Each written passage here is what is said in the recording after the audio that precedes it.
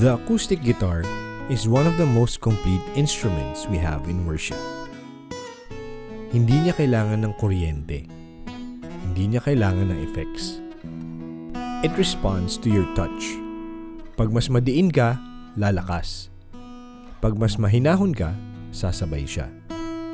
By itself, kaya niyang mag-lead ng isang buong simbahan. Kaya niyang buhatin yung rhythm. Hawakan yung harmony. Pero pag nasa full band na, iba na yung role niya. Siya yung glue. The same acoustic na gamit mo sa quiet time, yun din ang dala mo sa stage. This is the Taylor 717E Gold Label. And today, we find out if this could be the new gold standard. Tara, silipin natin.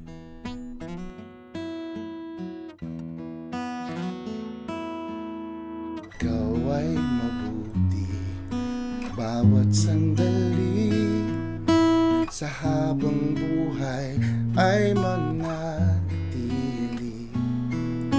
hindi mapapawi o may kukubli, maging sa dilim ng gabi. Sandigang matibay ang iyong pangako, lakas at pag-asa ng aking puso. Hindi na mabilang pagkakataon, patunay ng katapatan mo. Sa dalamhati at sa kabiguan, sa pagluha ng pusong nasugatan, sa pagsubok na iyong pinahihintulutan. Salamat Panginoon.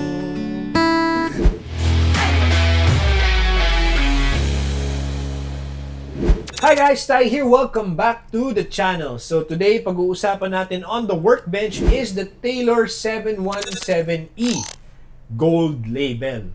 So this is a great shift from our usual budget guitar reviews, no? So pangalan pa lang, Gold Label, mamahalin na. So let's go to the body shape of the 717E. Taylor says that they use the Grand Pacific body shape for this guitar.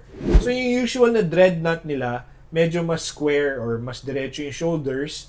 Ito naman, mas rounded yung shoulders nitong dreadnought design na gitara nila. And the body is designed to give a more vintage-inspired acoustic guitar tone. So compared to the bright classic Taylor sound, no, this will sound a little bit more warmer, has a more centered tone, a rounder low end, and a controlled top end compared to the usual dreadnought Taylor acoustic guitar. So sa worship, yun ang importante. You want warmth, hindi mud or hindi harshness. So tingnan natin kung anong tunog nitong gitara nito sa open chord na strum natin.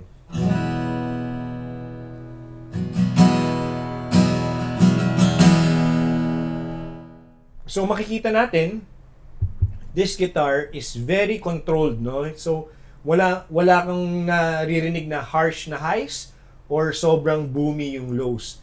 Pantay yung tunog niya. Very nice for a worship guitar setting. Okay, so this guitar also has a torrefied Sitka spruce top. So yung torrefied Sitka spruce top means that the wood has been treated to sound more played in. So yung parang medyo mas vintage na yung tunog niya. So iba talaga yung tunog niya from the usual untreated or hindi torrefied na Sitka spruce top. So the 717E also has rosewood back and sides. And hindi lang basta rosewood, no? Solid East Indian rosewood. So rosewood gives you depth. Pag ikaw lang, it feels very full, no? So pag nag-try tayo mag-strum ng open na E chord,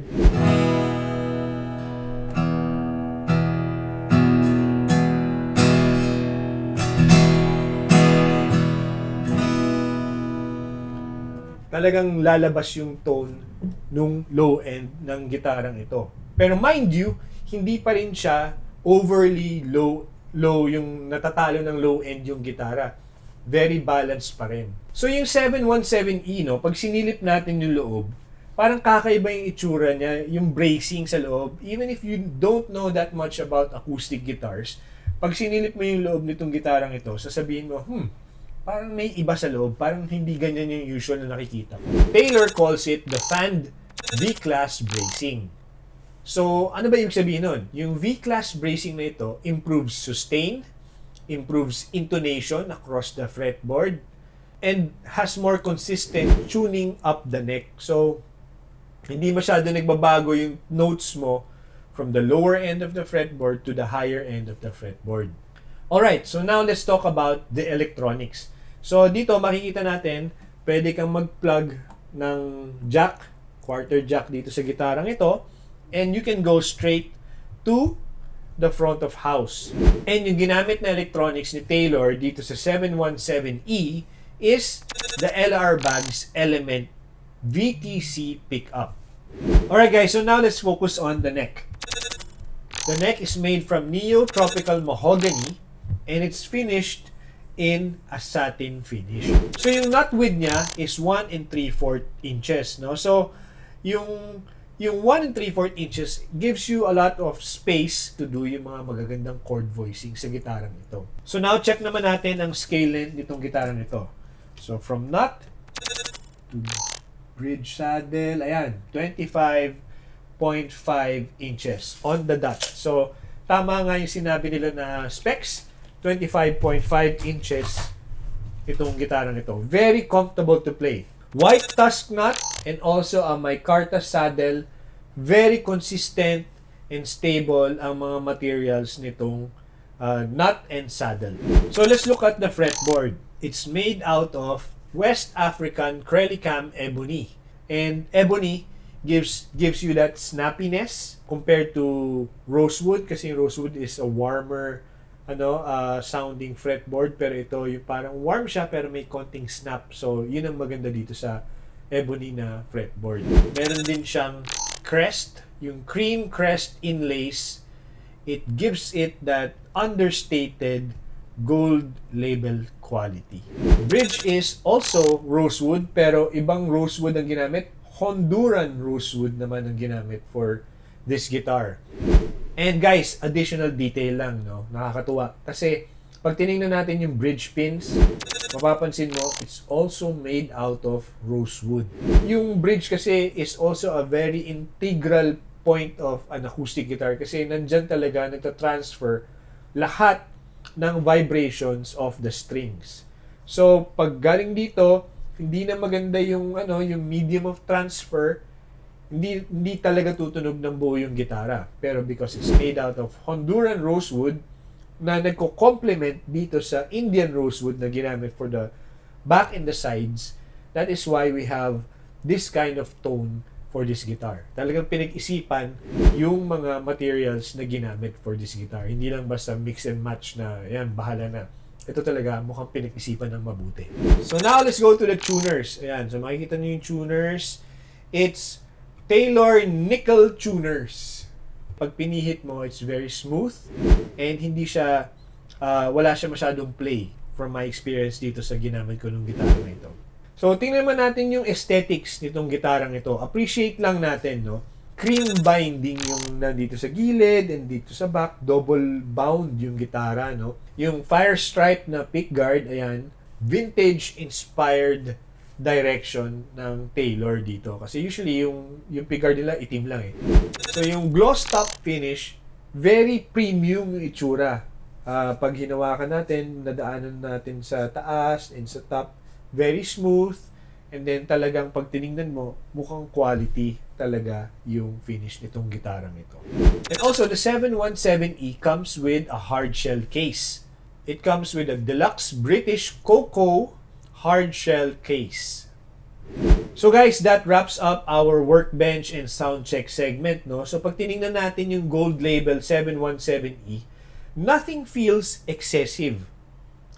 It feels like it was put together really well. And walang parang bagay na out of place. Everything feels like it's put together and thought about really well. And the way it feels, the way it sounds, the way it handles, it screams premium. Pero understated. Kasi, di ba, pag tinignan nyo, it looks like a regular acoustic guitar. Pero pag you look at the details, it's finished very well. Sa dalamhati at sa kabiguan, sa pagluha ng puso na sugatan, sa pagtubog na iyong pinahihintulutan. Salamat Panginoon sa katugunan sa aking dalangin, sa kalakasang sa'yo nang gagaling, sa pagtuturo at pagtutuwid mo sa aking salamat Panginoon. Salamat.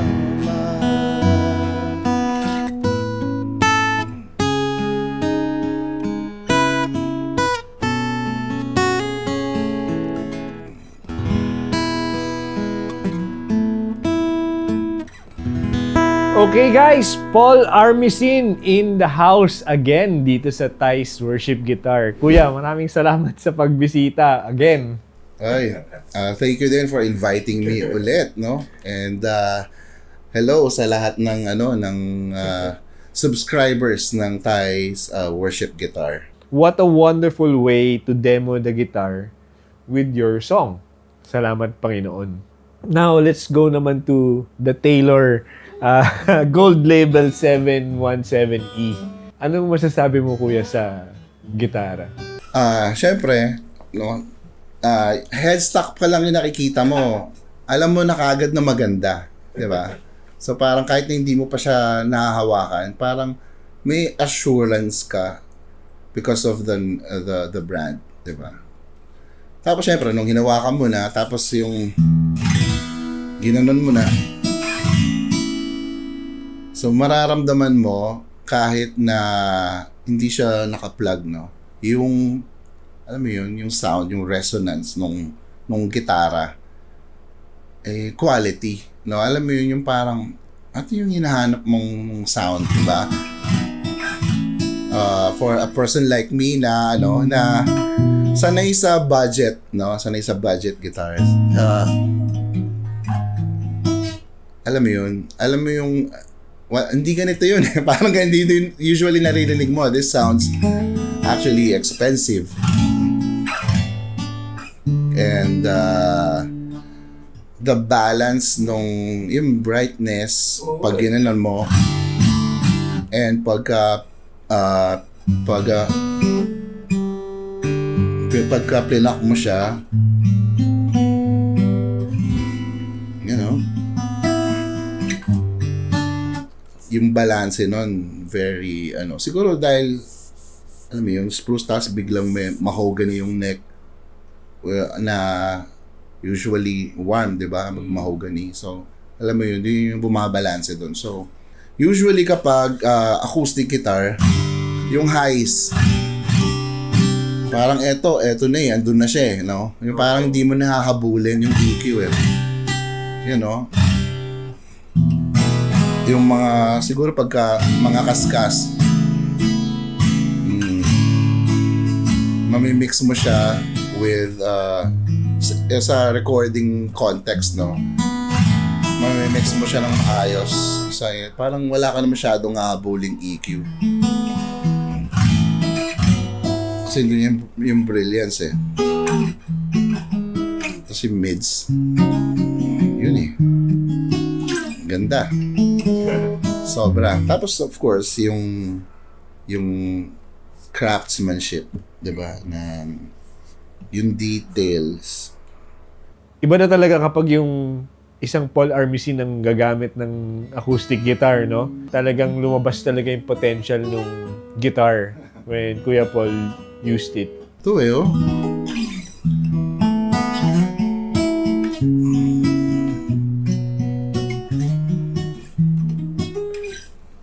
Ganda eh. Maraming salamat sa pagdalo dito sa aking studio. And sana wag kayong magsawa, kuya, sa pag niyaya kita. It's really an honor na napapa-guest kita dito sa channel. And marami talaga natutuwa pag ikaw yung guest. They really can relate and appreciate your songs na ginagawa mo. Lalo na ngayon, acoustic ang ginawa natin. Kakaiba to. Any shoutouts before you go, kuya? Shoutout sa aking wife na si Dines. Hello sa'yo. And thank you sa pag-prepare ng prepare niya kung sinuot ko. So, yun. Sino pa ba? Mga kasama natin sa Exalt, no? Exalt staff, and mga musicians, volunteers. Hello sa inyo. Sino pa ba? Si Boss Mac sa Fermata. Ayun, no? Suot ko, So, ayun guys, the 𝗧𝘆𝗶𝗍 Gold Label. So, pros and cons tayo, no? So, first off, the pros. Ang nagustuhan ko rito is the tone. So, yung tone nito is warm, balanced, and very mature, no? So, it doesn't have that usual bright and sparkly Taylor tone, yung mga modern acoustics nila, no? Kasi this one is more vintage inspired. So, yung tone nito is more rounded, more woody, and in a worship setting, that actually works beautifully. Pangalawa, the dynamic response, no? So, it reacts beautifully and naturally to your touch. Kasi, pag nagpe-play ka ng soft, sumasabay siya. It sounds very intimate and very controlled. And pag nag-dig in ka, sumasabay din siya. It opens up without being harsh and brittle. So, yung balance na ito is something that you really feel when you play this instrument. So third, the build quality. So from the wood selection to the bracing to the small aesthetic details, everything feels intentional.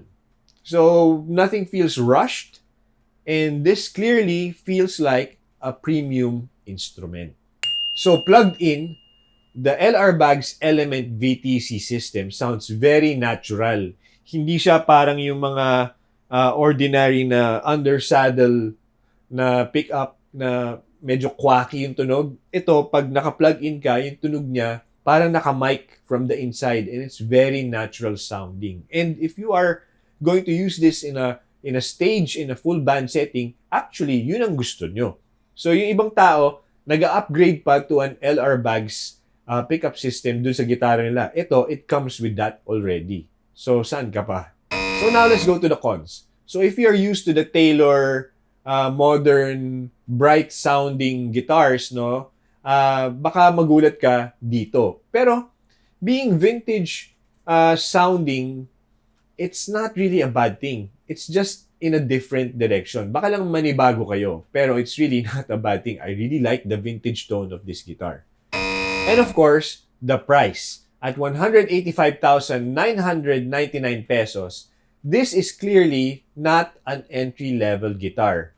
And for that price, no, for some people, that is a very serious investment.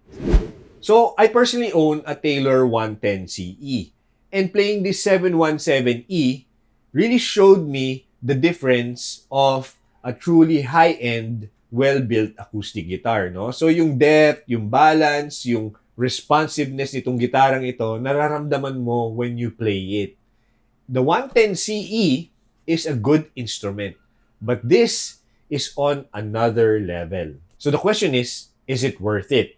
If you are looking for a long-term instrument that can serve both in private worship and also in full band settings, tapos something refined, well-balanced, and mature, I think this is it. So yeah, it's worth the price if you have the money to spend for this instrument. Thank you, RJ Guitars, for giving me the wonderful opportunity of reviewing this instrument. And also, thank you for making the Taylor 717E available here in the Philippines. So if any of you are interested in getting one of these, just head on down to your nearest RJ Guitar Center and get yours now. So if you are a worship guitarist and you want to be more intentional in your gear and tone choices, please consider subscribing to the channel because that is what we do here. I will be your guide in your guitar, tone, and gear journey. And reminder lang, if you are a worship guitarist, always remember, we only play for an audience of one, and that is our Lord, Jesus Christ. So this is Ty. I will see you in the next video. Bye!